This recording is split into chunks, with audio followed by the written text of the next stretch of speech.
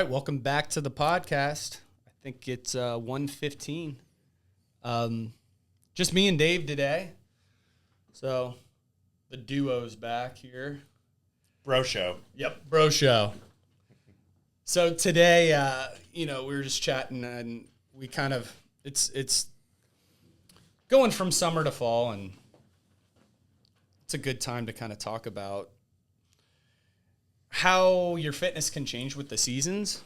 And I think, in the last few years, I've started to almost feel like I need a change a little bit by the end of summer.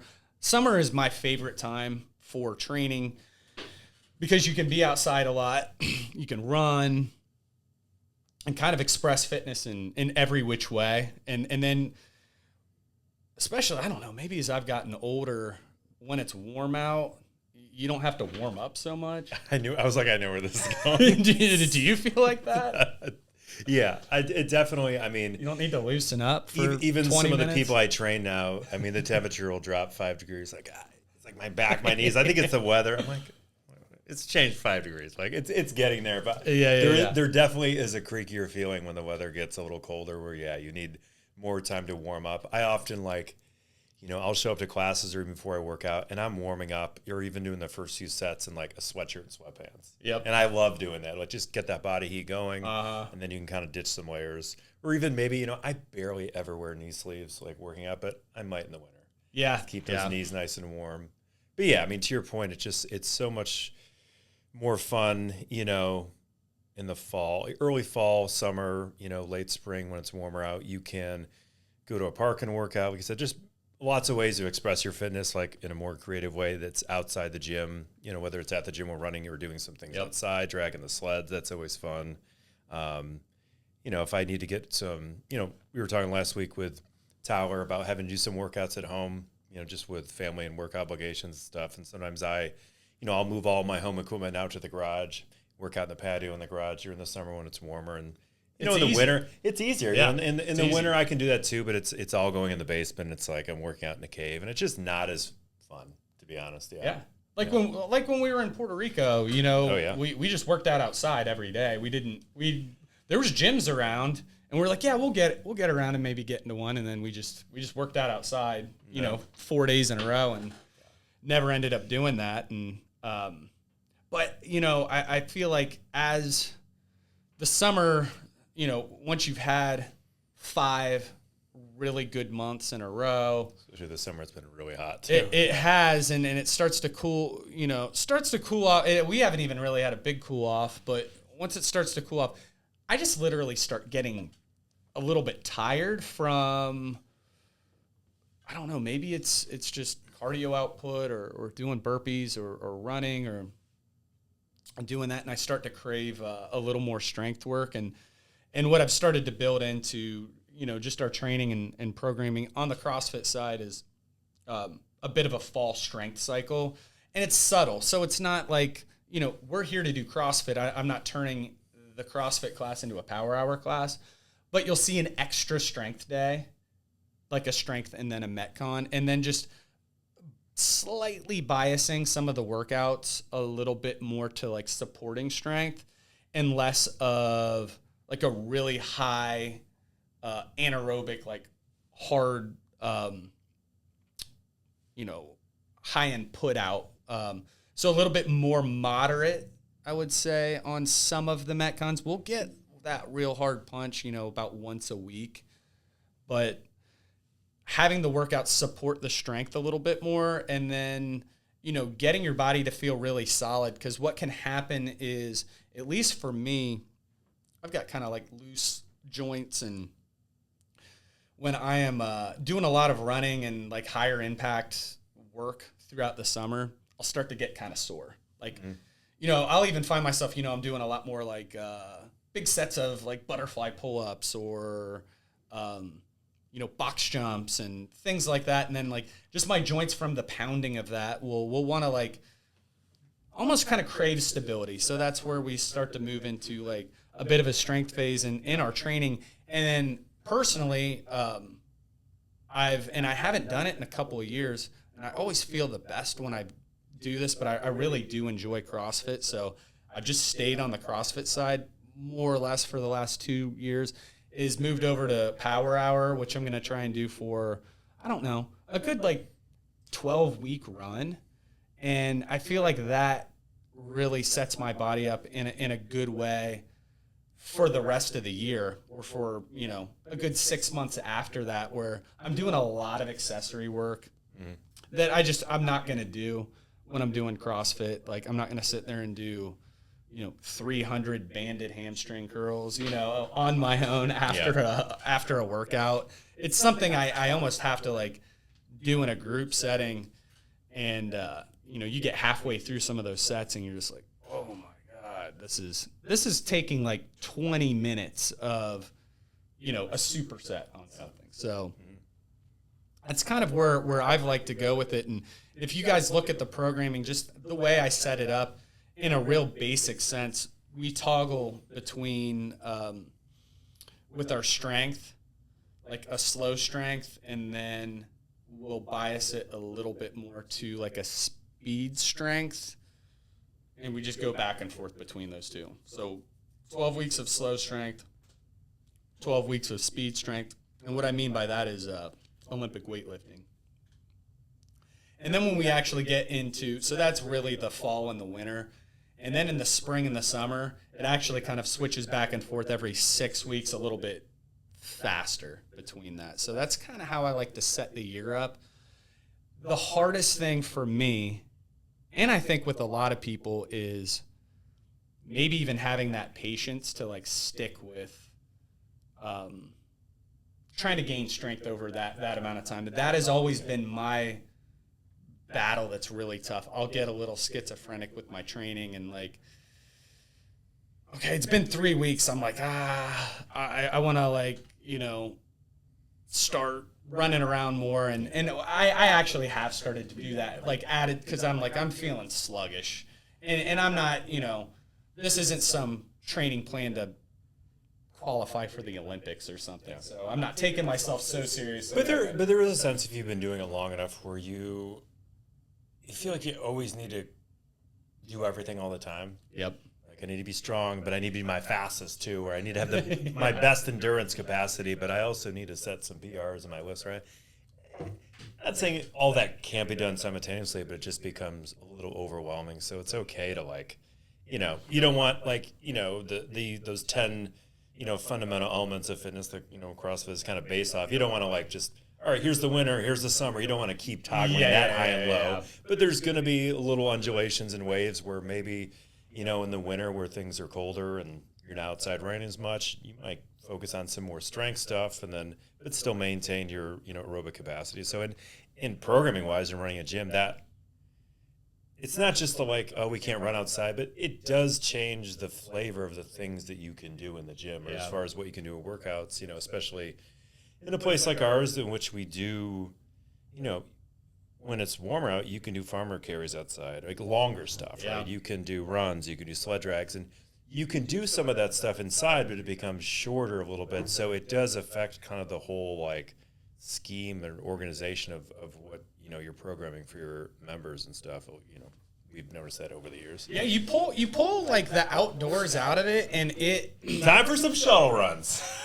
At least we have that option now. Yeah. You know, but it closes the variety down a bit. It just does. It's like, you know, we can spread it out and like, you know, we're really changing it up day to day. And then, man, I really remember like the old Rogue years where the gym's smaller, you had less equipment. It forces like constraints like allow for a lot of creativity. We'll say that. Yeah, but you would definitely you get into the early March and there's still some snow on the ground, and then you're like, man, box jumps are getting old. You know? Can I get a ski erg in here? Yeah. I mean, assault bike. I mean, I'm sure people are so glad. Assault bikes and echo bikes weren't a thing yet. No, we had was rowers. Yeah, a few rowers too. Not even enough for everyone. You know what started showing up was the random airdynes that someone would find in their grandma's basement. Yep. Like it started to become a thing. It was always. I feel like the airdyne was always really popular in like Jim Jones workouts and that kind of community. Yep. Loved that metabolic effect. And then it, you know, assault bikes started making stuff. Yeah, they started to creep in a little bit more. And now they're almost a staple in a gym as much as rowers were at one point. Yep. Yeah, the bikes just weren't a thing. They didn't put them in competitions, and I think Graham won one. He got one with the when he won the games. I think they gave us one, and we used the hell out of that thing. And it wasn't like used in class. It was just like he would use it, or you would use it, or I would, and at your old gym size, 3,000 square feet, maybe 100 members, unless you got 5 or 6, you can't really do much with it. No. But that thing was not built those old Aerodynes were not built for gym use. And I just remember, I think we repaired it a couple of times. And then I remember one day, like it getting like completely just heaved into like the dumpster. He's a big football player we used to have at the old gym. He used to like. Ashanti? Yeah. Imagine him just cranking out on an air. Oh, that thing would crumple like a piece of tinfoil. Yep. I remember just we did like a max wattage or something on the rower one day, and I thought he was gonna break the legs on that thing. I was like standing on him just so the thing wouldn't jump. He had like 3,000 on the calories or whatever. Yeah. He could put out. We've had some fun big strong, like when you get like an ex-football player who's really strong on like a rower or a bike, who can just really put out. We had actually I saw Andy Katzenmoyer, who played for the Buckeyes. Mm-hmm. He was doing a competition. I actually got to tell him about this, and I was out with him socially a couple years ago, and I was like, dude, I saw you it was CrossFit Future was having their fall jam, and they did a max snatch, and then they had to immediately go from that into a 500-meter row for time. I heard the fan, and I just ran behind him to like look at his split.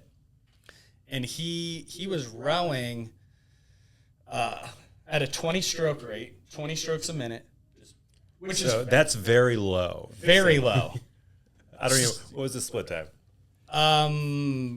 Like 121. The 20s. That is so much power.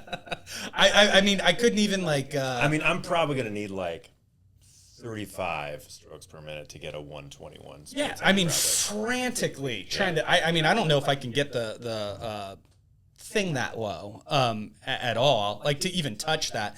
But he was just pacing it that way towards the finish. I mean, a 121 500 is extremely elite. Like I don't know if the games guys are going to get that. You could, maybe some can, but it's almost going to be like taller, more power athletes are going to do that. And I don't know if he held that. He might have finished with like a 124, which is an insanely fast 500, but he was doing it at the stroke rate of someone who was doing a very slow 5K recovery pace. Like 120 is like how I will tell people to warm up, like rest for a second in the back and then come up. Marathon row stroke, right? The half marathon row. So he was just like, boom. Yep. Boom. It was one of the most impressive things that I've ever seen. I don't know. I digress here. I don't even know where I was at with that. Winter programming. It's getting cold. Yeah. Let's get you guys strong enough where we can have you guys rowing a 121 at a 20 stroke rate. That's the goal here. So yeah, I think using the seasons though is a really good way overall to just toggle your fitness to keep it fresh and fun too. So it's like, hey, I kind of go into a little bit more of a strength phase here, and then and it can be subtle. You don't have to again let everything go. It's not like I'm like, in this college bro phase, like, well, I've got my muscle tech and I'm trying to gain 20 pounds. Yeah. In the winter, it's I might gain 3 or 4 pounds. Try and feel a little more solid in a few different areas. And then when I come back into CrossFit, hopefully the weights feel a little lighter. My joints feel a little bit better. And And then I'm just having the itch to get back in cardio shape a little bit more. You know, a more serious athlete that has, you know, whatever the sport is, like a season, there might be a greater degree of periodization in their training because they have to really peak at a certain time.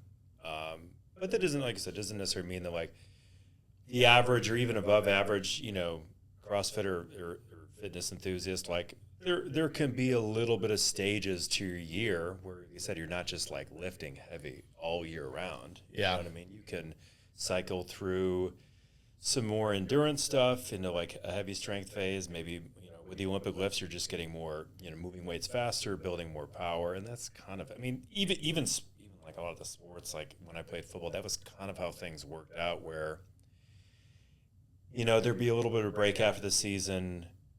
We would kind of work on some strength. There'd be like, you know, a conditioning phase in the winter. You know, summer you're doing sprint stuff, building strength, and then it stirs the flow into like more power. If you're an athlete, you want strength too, but it's like, can you apply that quickly and forcefully, right? So you're just, especially a sport like football, even a lot of sports, you want to be able to like move fast and generate force. So it starts to turn into more, you know, speed-based training, taking that strength and applying it to like, you know, moving quickly, jumping, whatever it is. I feel like it would be counterproductive in football to, you know, right when the season's over, you're frantically trying to like run sprints and stay in, you know, 2-a-day shape all year round. Like that's going to do you maybe a disservice at some point. Like you need to have. I feel like I went through was like the conditioning would kind of follow along with it a little bit, but it was like a kind of a hypertrophy, strength, power phase. That was kind of the wave it went, I believe. So. Yeah, that makes sense. I think when you're just when you're doing fitness in general, to keep, for me, that's always been a thing where sometimes I'll be really, really into just, hey, I want to keep everything generally like toggled up, but after, like I've never been able to stay on, you know, even in like when I was like way back in the day when it was like CrossFit.com, like just stay right on CrossFit.com for 6 straight months. Like it would get tough to just like, hey, I'm trying to keep everything, every modality, like, you know, just ratchet it up. I think it can be subtle and nuanced too, where, you know, it doesn't just have to be like, hey, I'm going into strength, I'm going into endurance. You know, there's seasons like what I like to do is use the open, whether people plan on competing in that or not. I like to plan more skill work in the wintertime, and I think that's a really fun thing. So, hey, let's try and work on, you know, going upside down a little bit, maybe turning over a muscle up, working on double unders, crossovers, like, you know, it's more of a skill-based time to keep it fun. I think fitness it needs to be fun for you to keep doing it. I don't think like skill doesn't necessarily have to be the hardest skill you can imagine in the gym. It doesn't have to be like a freestanding handstand push-up while you're walking in your hands between obstacles, right? It can be such thing as like, hey, I can walk up the wall and do like a wall-facing handstand, but I can't kick up. Like that's a skill. Like there's really, you know, they're basically when we say skill, we mean things that necessarily aren't really strength or any physical limitation. It's more of a body, mental, brain kind of coordination thing that you have to learn how to do that takes practice, right? So that could just be like, hey, I'm going to try to kick up to the wall without, you know, nose diving into the ground. Just little things like that, just getting a little bit better, because it does tend to improve all other areas of things that you do. 100%. I think too, what you have to watch, and it's been a long learning phase for me, is look at things that are a little bit counterproductive with training, and then you can understand where like, hey, I'm gonna spin my tires if I try and work on this. I remember it was probably 7 or 8 years ago. I had a little injury where it was kind of in my neck, and so any kind of like Olympic lifts, handstand push-ups, or anything that had like a lot of impact on my shoulders really bothered it, and it would like lock my neck up.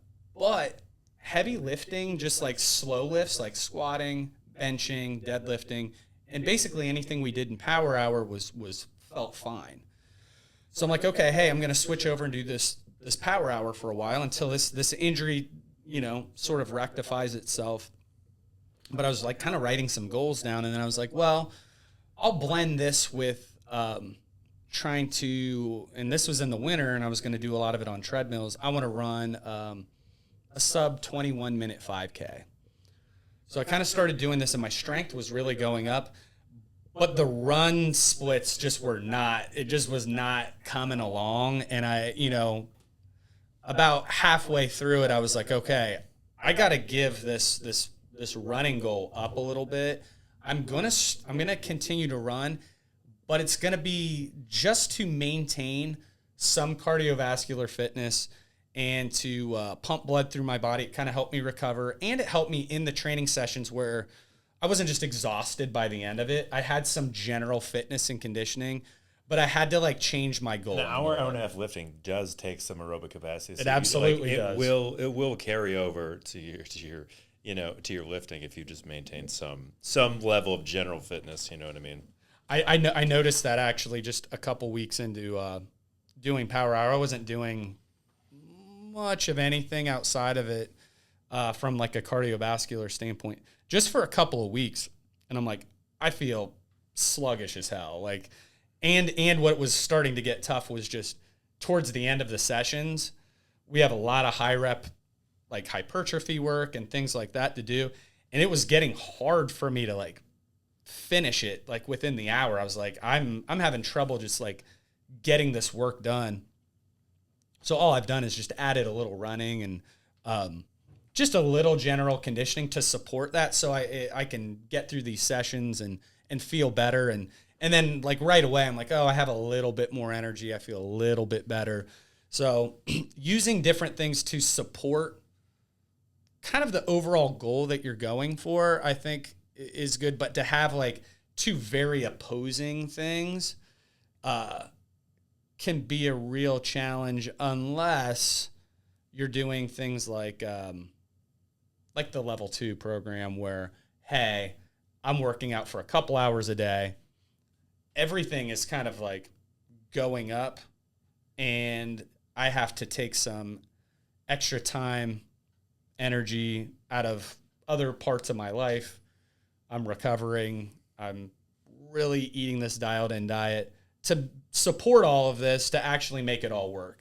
For the general fitness person like myself at this stage of my kind of fitness journey and career, I have to use other aspects of fitness to kind of support the one that I'm trying to more or less focus on, I would say. And then the summer is that time where I like to have everything kind of revved up.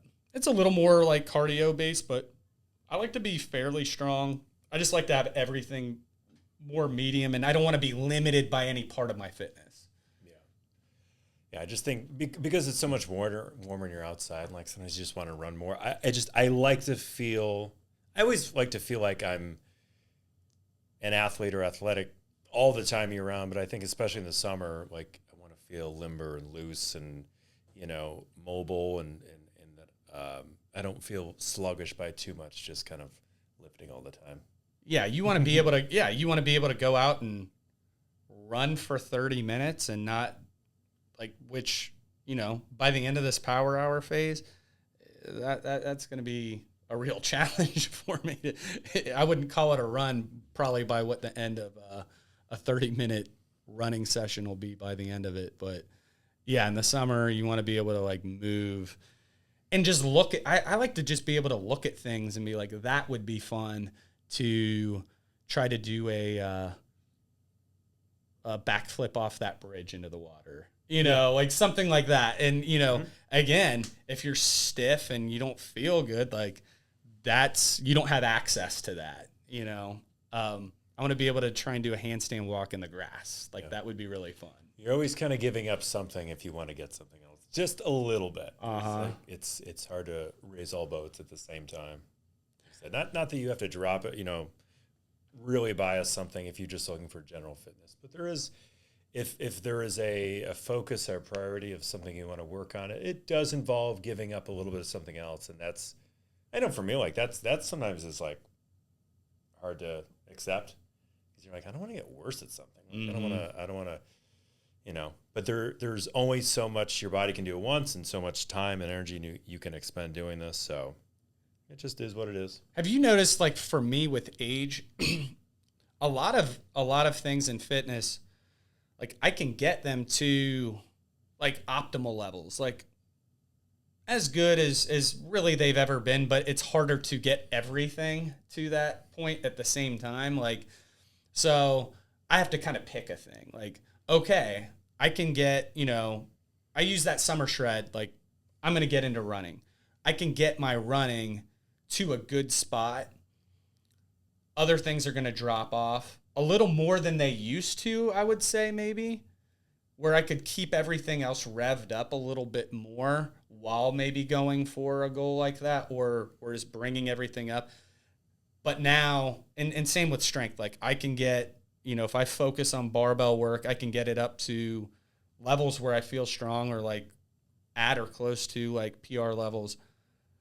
But I have to kind of focus on that thing to get it there. Whereas, a decade ago, I could kind of have a little bit of all of it more. Do you notice that? Like as you age, like it actually helps to focus on an aspect sometimes. If you want to get really good at that aspect, it's a little harder to raise all the boats.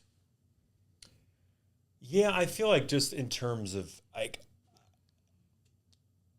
having kind of, like we all kind of probably athletically peak. If you were an athlete early and you've started training early, you probably athletically and physically peaked sometime in your late 20s, early 30s, right? So we're kind of past that. We've kind of maintained a certain level of fitness where for me right now, it's like, I know some of my overall strength numbers from my peak conditioning of CrossFit have dropped a little bit, particularly like some of the Olympic lifts. I just don't practice them anymore. They're harder on the body, they hurt. Yeah. Like to try to clean what I cleaned before, like I'm like the power, like your squat, deadlift, bench, they're probably similar to what they were before, maybe a little less, but I just don't practice the skill of Olympic lifting that much at the weights I used to do. And if I, like last week I was like cleaning and I worked up to a heavy squat clean, but I hadn't done that in months and months and months. The muscle memory's there, but not at those loads and weights. And I'm like, that's fine. It is what it is. Yep. But like, it definitely like hurt later. I was like, man, that kind of like took its toll on me. Your body, your joints aren't supporting that. Like, and if I was smarter about it and not just so much like kind of stubborn about like, I would have just been like, all right, just stop at 80% of what you did before. And then just week by week, you haven't done this in a while with these loads. So just gradually build up and we'll be fine. It's not like I was mad about it, but I think like I bit off more than I could chew because I was used to like doing this before. Yeah. And everything feels the same because that muscle memory and the technique's just locked in. You didn't lose it. Yep. But you haven't practiced moving weight that fast in a long time. But my kind of general point was like, strength-wise, I think as I'm getting older, I'm just trying to hold on to it. It's like, just don't go. Just everything else though becomes more of like the goal is not just, can I keep my joints feeling good? Can I improve the way I move? Like, can I do better pistols, or just like really focusing on like moving better while staying healthy, and then just maintaining in the strength. And, I don't know necessarily if I have like a certain focus of something that I want to get better. I've just kind of thrown strength goals kind of out the window. And I'm like, just hold on to it. You're not getting any better than you were before, unless I really wanted to say, I'm done with CrossFit, I want to get into powerlifting. And then if that was a super big focus I wanted, maybe it could go up, right? Sure, I'm still fairly young. I could probably get those up to a certain amount, but it's not an interest of mine.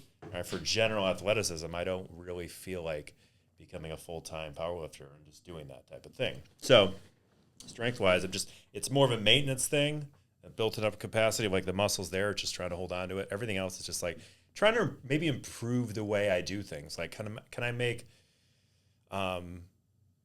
my pull-ups, I've done them forever. Can I make them tighter and better? And like, can I make that kip better? Like, can I like reach a certain quality or virtuosity, as Glassman said, about certain movements that like that becomes the goal, not like how much weight could I put on me? How much faster can I move? Or, you know, things like that. Like, how good can you make your movements look? And that's, I think that like in the long run will make you better and certainly save your body and it feels a lot better. So that's a goal everyone can have forever. Yeah. You know? Yeah. That's a scalable goal that like, that's what I mean. Like when I got out of kind of competing and you're kind of like, what do I do now? Like if I don't want to, you know, do a bodybuilding show or do this, or, you know, or, you know, make a master's run, like, you know, is there something I can still do, even if it seems like from the outside, like such a minimal, like goal or not that big of a deal? Like it is still something to kind of strive for. Yeah. Even if it's like, hey, can you work on your diaphragm breathing when you're lifting? Like, you know, all sorts of just weird stuff like that, that just kind of is like more about preserving what you have and just kind of staying healthy and being able to do, you know, longevity, so to speak. Maintaining as you age and maintaining especially the athleticism that like you have is really gaining. Like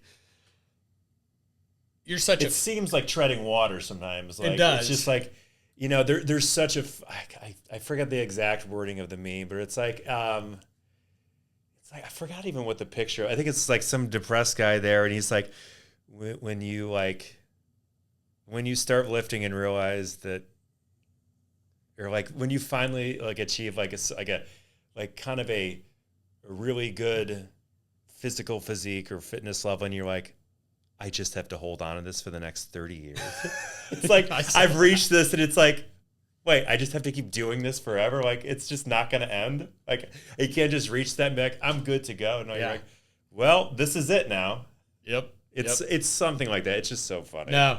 It's not really negative. It's just kind of funny because everyone gets there at some point. You're like, well, this is what I do now. I just trying to hold on. Have you followed or do you follow George St. Pierre, the fighter, the old UFC fighter? I've seen some things here and there. I think he kind of maybe just in some product promotion of some fitness stuff he uses, but he's just super fit still. Yes, that's what I mean. He's maintained. Exactly. He's really gotten maybe more into fitness. Yeah, and he does a lot of CrossFit-esque type stuff. Like he does a lot of gymnastics and some Olympic weightlifting. Yeah. And you know, he just posted a video. I mean, I remember kind of growing up watching him. He's got to be 44, 45. And I mean, he's doing like bar muscle ups and like levers on the rings and like, he's snatching and like, you know, he's still very fit and athletic. I saw him, he was like doing sprints on a football field. Yeah.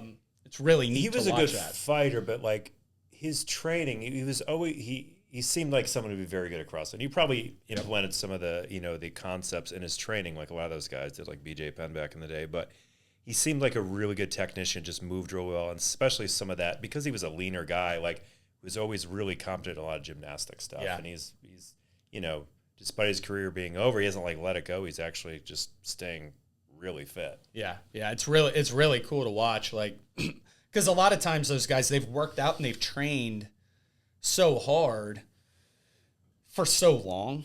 You know, whether it's football players or, you know, anyone, they train so hard for so long, and then they're just like, screw this. Yeah. I'm tired of going to the gym. Yeah. Like it's funny because I never understood that until the last few years. I've hit spots and I've maintained fitness. I've never stopped training very consistently. But it clicked in my head. I got it. Like, I'm like, oh. Let's say we maybe reached here at a height of our athletic, you know, ability. These guys were at the top of the mountain, made lots of money. With a lot of pressure. A lot of pressure. Yep. That's it, too. Like, there's how much, you know, mental pressure can you take? Obviously, it's physically demanded to be a top-notch, like, fighter. But at some point, like, I've run out of gas. Yeah. And, you know. And there probably was a point where he was like, "Oh, I got to chill out a little bit." But I think for a lot of the guys that retire from sports like that or from high performing, like it was always a part of them to like maintain a lifestyle of like being fit and moving around and staying healthy. And those are the guys that probably stay, with it in the long run. Yeah. I saw another guy, he's from Cincinnati. His name's Rich Franklin. So I like MMA and boxing and that stuff. I know that name. He fought around the same time, kind of like the, mid 2000s to maybe 2012, kind of like that era. And that's kind of when I was really into it. And he's a local-ish guy. He's from Cincinnati. And he is probably closer to 50 now. And he looks just like he did when he fought. And he runs like some MMA promotion in out in Asia. And he was talking about, he's like, I still wake up and do my fasted cardio. And he's like, I'm about 9 pounds off from where I was, from the weight I cut at, when I was doing it. And these guys, he was on a podcast, they're just like laughing. They're like, you still always kind of think you have a fight. That's what I mean. Like, either you become like, you take your foot off the gas, you kind of reach a Zen-like state, like, I'm just going to be like, kind of focus on longevity. Or the guys that are like, I'm not fighting, but I could still fight. Like, I'm ready to go any minute now. That's exactly how he was. And I think both of us are a little bit like that, where it's like, in that way. I think the goal is like, and I think what's healthy is like, even though you're not going to get in the ring again or put on football pads, you always want to feel like you could. And I think that's a positive thing to strive for. Like, there's part of me that sometimes like kind of forgets. I mean, despite sometimes like little aches and pains and just feeling, I kind of forget I'll be 42 in 2 weeks. Like, part of me is like, I think I could play a few downs. Yeah. Maybe it's fat, like, but that's a good feeling. It, like, to feel like that you could take on the things you could before, even though maybe if you did, you get, you realize you couldn't, but to feel like you had that physical capacity to do that for as long as you can, I think that's a great thing to strive for. Yeah, 100%. I think this is a good place to maybe leave it off. Where if you're listening to this, we kind of ran around on this podcast a little bit, but as the season changes, maybe you're stay tuned for the documentary. I'm going to get back in pads and get on the football field. It's going to be a 10-part series. Exactly. Getting back. What's the NFL thing they do? Like the preseason thing? The combine? No, like the series HBO always does. Like Hard Knocks. Yeah, it'll be Hard Knocks Dave Ulmer edition. Yes. They have like some. Have you seen the Pro League where they do? It's like they don't have pads. They have a full tackle pro league, almost like how you played backyard tackle football as kids. But I would rather play college football with pads now than play backyard tackle football without pads. They literally, the whole idea is like, how rugby, they're not hitting as hard. Yeah. So it's like, when you've got no helmet and pads, the tackling is different, right? However, if you watch the highlights from it. Oh, I'm still seeing rugby. Oh, this non-padded tackle league, it looks like the CTE league. These guys are smoking each other full on because I think, they all learned how to hit with pads on, and they still utilize that same sort of technique, and they're just smoking each other with no pads, and it's a bunch of guys, again, probably a bit younger than us, but like in their 30s. And, unrealized, like, chip on their shoulder, like, kind of guys. Yeah. And they're demolishing each other with no pads on. That's the league you should play in. Right there. That's awful. Oof. Yeah, I mean, I remember I played a tackle football with no pads on in high school one time. We went, it was like probably 16, 17 of us got together on a soccer field and like did a full football game like that, and it was dicey, man. Yeah, I think because we used to wrenching off here, but growing up when I was younger, we always did that. I think probably the last year I played was probably maybe 8th or 9th year. Once I got in high school and I was like I was starting to get really good at football, and I was playing at varsity. Like, it was a serious thing. I was like, I can't get hurt playing back. Like, we're done. We're done with this. Like, it's at some point you get old enough and strong enough where you're going to hurt each other. Oh, absolutely. Yeah, especially if you've got other sports you're doing. So yeah, it was really. I remember we had a blast, but I remember at the end of it, and I was one of the smaller guys playing too. Being really glad that I kind of made it out of it, like that game. We're probably like 15, 16 years old, like making it out of that game, like kind of in one piece. Yeah. Maybe we'll do a tackle football game across. That'd be real dangerous, a CrossFit Grandview one. I think a flag football game would be fun, though. That would be fun. That would be fun. Right around like Thanksgiving, people like to do that. They used to have those soccer fields right up there, and OSU built all that stuff up. I do think it would be fun for us to like do more sports. We have people who do like volleyball leagues, and maybe I bet a CrossFit Grandview softball team would do some work. Mm-hmm. A few years ago, we just had Tyler on. They had some sort of a rec basketball team with it's like Joey and Tyler and Austin and some other really good athletes from the gym, and I think they were pretty good. I mean, you get guys who are playing rec sports who are like elite fit, even if they're not that good at the sport. You can make up for a lot just by being fit in your 30s and 40s versus some people. Yeah, just by being able to haul ass and run around. Crash the boards. Exactly. That's Play what defense, I'd be doing. run the court. Yeah. All right, guys. We will catch you guys next week. See you guys. Peace. Bye.